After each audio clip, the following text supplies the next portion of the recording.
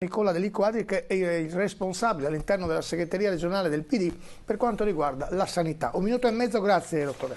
Grazie direttore, prendo lo spunto da questa notizia per segnalare alcuni dati sui risultati ottenuti dalla istituzione del Servizio Sanitario Nazionale e come forma anche di riconoscimento e di gratitudine a tutti gli operatori che in questi 45 anni di esistenza del Servizio Sanitario Nazionale hanno dato la loro competenza, la loro passione e la loro professionalità.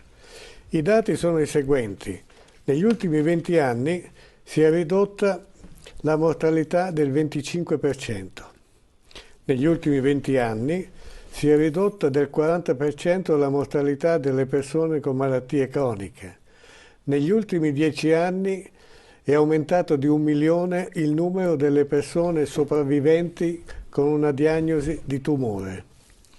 200.000 persone sono state curate e salvate dall'epatite. Per quanto riguarda le aspettative di vita, nel 2000 avevamo a livello nazionale, in regione di più, un'aspettativa di vita di 79,9 anni, nel 2010 di 82,1 e nel 2019, prima della pandemia, 83,6.